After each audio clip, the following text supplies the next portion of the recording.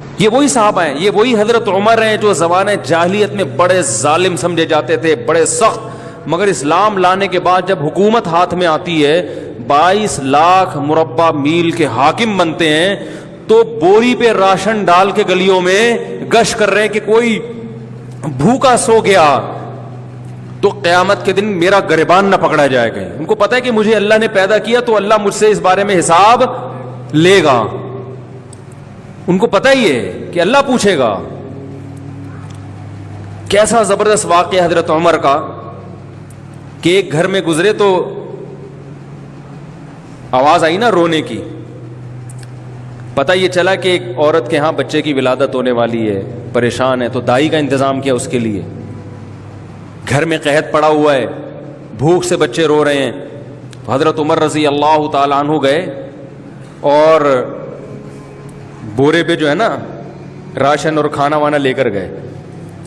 تو مجھے یہ جب پورا واقعہ میں سنتا ہوں, مجھے اتنا میں جذباتی نہیں ہوتا, لیکن اس واقعے کا جو آخری جز ہے نا وہ انسان کو جذباتی بنا دیتا ہے. یہاں تک بھی ہو گیا بھائی ٹھیک ہے, کسی کو بھوکا دیکھا تو اپنی جو ہے نا وہ اپنے کندھے پہ بوری رکھ کے کھانا رکھ کے, امیر المومنین 22 لاکھ مربع میل کا حاکم, اتنا بڑا, اور جس کے روم اور فارس کی سلطنتیں کانپتی ہیں اس کا نام سن کے, گھبراتی ہیں کہ یار بہت طاقتور ہے. یہ پورا واقعہ بڑا دلچسپ ہے. ان کے لیے کھانا پینا لے کر گئے, تو جب کھانا لگایا نا تو حضرت عمر کے خادم نے کہا چلیں بس دے دیا کھانا. انہوں نے فرمایا نہیں.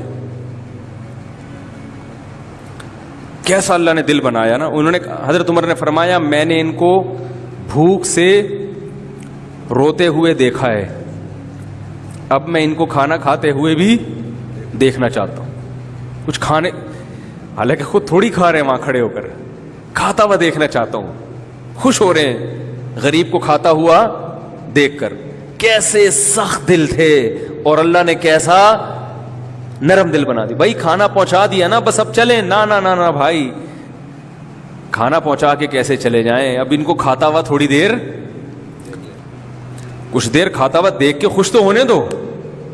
حضرت عمر کو کھانا کھانے سے اتنی خوشی نہیں ہوتی جتنا ان کو کھاتے ہوئے دیکھ کر خوش ہو رہے ہیں. تو یہ کوئی پاور تھی, کوئی کیا نبی صلی اللہ علیہ وسلم نے حضرت عمر کے سر پہ تلوار رکھ کے یہ سکھایا تھا ان کو کہ تم ایسے حکومت کرنا ہے, یا کوئی اس وقت اقوام متحدہ بنی ہوئی تھی کہ جو ممالک اپنی رعایا کا خیال نہیں کر رہے تو اقوام عدالت میں یا بین الاقوامی عدالت میں ان کے خلاف کیس ہو جائے گا, کوئی تھا ایسا؟ یا حضرت عمر کو یہ ڈر تھا کہ اگر میں نے ایسا نہیں کیا تو رعایا میرے خلاف کھڑی ہو جائے گی؟ وہ تو ایسی پاورفل حکومت, کوئی بغاوت کا دور دور تک بھی خطرہ نہیں تھا.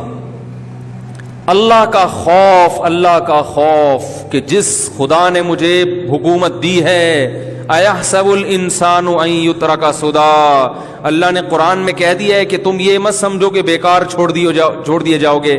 ہر عمل کی ریزن بیان کرنی پڑے گی کہ عمر اگر آپ کی رعایا میں ایک گھر بھوکا تھا, آپ کو پتہ نہیں چلا, تو اس کی ریزن بیان کریں کہ آپ کو پتہ کیوں نہیں چلا, اور اگر آپ کو پتہ چل گیا تو اس کے گھر میں کھانا پہنچانے کا انتظام کیوں نہیں ہوا. یہ بھی ایک عمل ہے نا, اس عمل کا جواب دیں.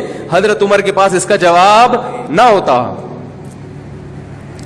اس لیے کندھے پہ راشن ڈال کے لے کے جا رہے ہیں. آپ حکمرانوں کو برا بلا کہتے رہو, یہ ایسے یہ ویسے, یہ یوں یہ یوں, تو بھائی وہ بھی اور ہم سب ایک ہی جیسے ہیں. ہم کون سا اپنی ذمہ داری پوری کر رہے ہیں؟ آج مثالیں دی جاتی ہیں, حکمرانوں کو شرمندہ کیا جاتا ہے حضرت عمر کی مثالیں دے کے, دیکھو وہ ایسے تھے تم ایسے, وہ ایسے تھے تم ایسے. ٹھیک ہے جب آپ کو کسی حاکم سے ملاقات کا موقع ملے تو آپ شرمندہ کریں, لیکن ہم اپنے گریبان میں بھی تو جھانک کے دیکھیں. صبح سے لے کے رات تک, رات سے لے کے صبح تک, کیا ہمارا ہر عمل ایسا ہے کہ ہم اس کی اللہ ہم سے وجہ پوچھے تو ہم وجہ بیان کر سکیں کہ اللہ اس وجہ سے میں نے ایسا کیا ہے؟ دین کی بات پھیلانا صدقہ جاریہ ہے. ثواب کی نیت سے ویڈیو کو شیئر ضرور کیجیے. جزاک اللہ.